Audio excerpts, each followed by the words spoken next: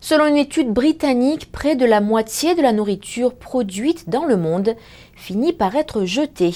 Les raisons ? De mauvaises récoltes, de mauvaises méthodes de stockage et de transport, ou encore le comportement irresponsable des revendeurs et des consommateurs.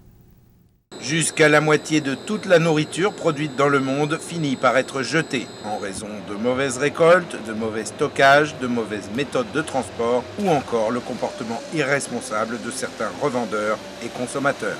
C'est ce que constate une étude de l'Institut d'ingénierie mécanique de Londres. Le monde produit environ 4 milliards de tonnes par an, mais de 1,2 à 2 milliards de tonnes ne sont pas mangées. Ce rapport observe: ce niveau de gaspillage est une tragédie qui ne peut pas durer si nous voulons relever le défi de nourrir le monde de façon durable. Dans les pays développés comme la Grande-Bretagne, les méthodes de culture, de stockage et de transport sont efficaces, mais le gaspillage est dû aux habitudes des revendeurs et des consommateurs. Chaque année, les revendeurs génèrent un gaspillage de 1,6 million de tonnes en rejetant des fruits et des légumes consommables juste parce qu'ils n'ont pas la bonne taille ou la bonne apparence.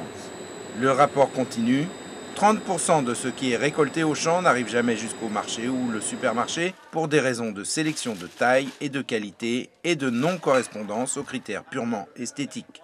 De la nourriture qui atteint effectivement les rayons du supermarché, 30 à 50% de ce qui est acheté dans les pays développés est jeté par les consommateurs, le plus souvent en raison d'une mauvaise compréhension des mentions de péremption.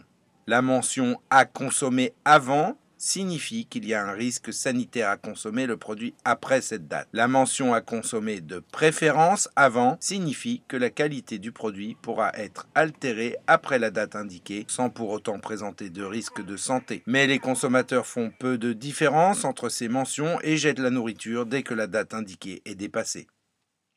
Les offres promotionnelles et les grandes démarques encouragent aussi les consommateurs à acheter en quantité excessive par rapport à leurs besoins.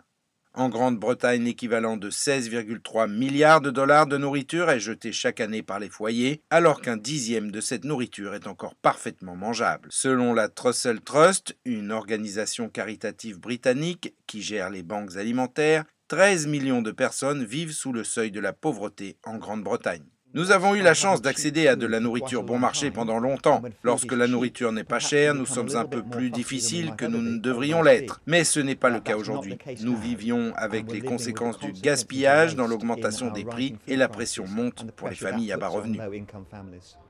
En contraste, les pays moins développés, comme en Afrique subsaharienne ou en Asie du Sud-Est, le gaspillage provient plutôt de méthodes de récolte inefficaces, de mauvaises manipulations et de mauvais stockage.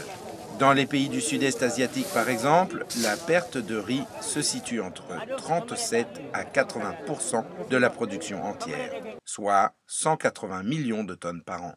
La croissance de la population, environ 2,5 milliards de personnes en plus sur Terre d'ici 2075, va nécessiter une croissance de la production alimentaire dans les prochaines décennies. La pratique de sélection des fruits et légumes comestibles selon des critères esthétiques ne sera bientôt plus économiquement viable. La hausse des prix devra aussi être contrôlée pour protéger la vie dans les pays en voie de développement. Rien que l'an dernier, les prix du blé et du maïs ont augmenté de 25%. Cela a un véritable impact sur la vie des enfants.